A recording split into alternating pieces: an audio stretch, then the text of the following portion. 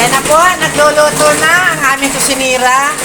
Walang iba kundi si Marisa. Nagmula pa po ito sa bayan niya. Doon po sa Tansa. Punta po siya ng Valenzuela. Ayan, ang lulutuin po niya, kanyang recipe specialty ay ang papaya. Yan pong papaya ay pinili lang sa paligid ng Valenzuela. Ang gata po niya ay yung po nakabalot na hindi na po yung kinukuntit pa. Yan, napakadali po ng pagluluto niya.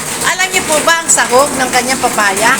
Wala na pong iba. Ang sahog ng kanyang papaya ay tuyo. Tuyo po.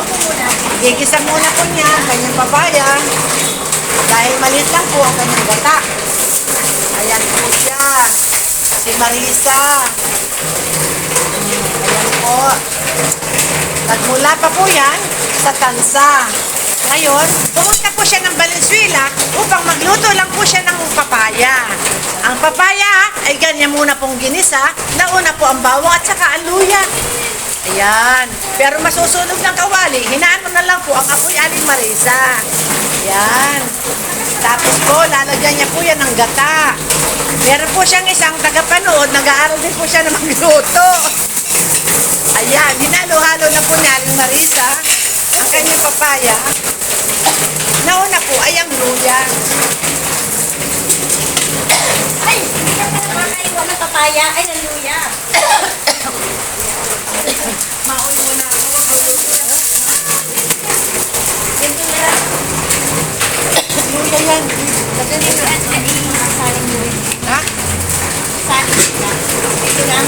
Ay, hirap.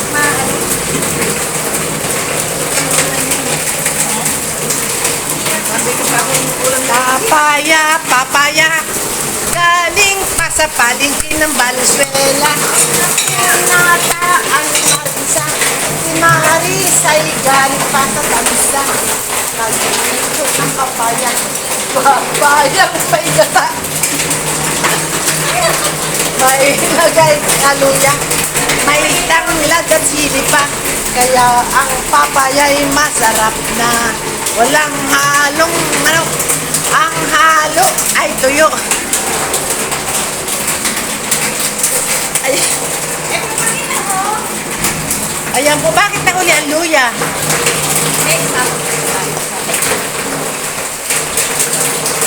Ayan, panoorin nyo na.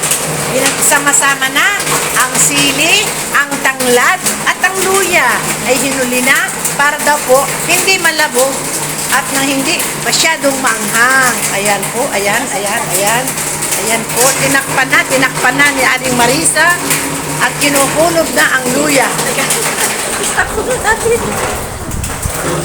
Hey guys, nandito pa rin ako sa kusina. Ako naging tagaluto dito.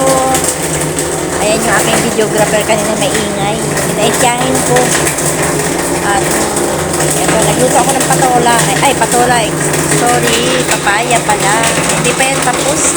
Ang lakas ng ulan. Grabe guys. May bagyo daw kasi. Ayan. Yan ay unang gata pa lang. Ginisa ko muna siya. Alagyan ko pa na. Matigas pa yung papaya. Ibang klase yung papaya. Tigasin. Tatlong papaya yan. Ginataan na. Yung niluluto ko. Ang lakas ang ulan dito guys. Maingay ang yero. Ayan. Andito ako sa dirty kitchen. Ayan. Lakas ng ulan. Lakas ng ulan. Ayan. Ito yung kusina. Hindi ko alam kung kailan lang makakauwi kasi parang hindi pa napapagkasunduan kung iuwi ba yung tiyo ko sa San Andres, Quezon. Hindi na ako sasama doon. Uwi na ako sa amin pag napagkasunduan nila na iuwi yung tiyo ko. Uwi na ako sa bahay. Kasi darating pa, nasa ibang bansa yung dalawang magkapatid.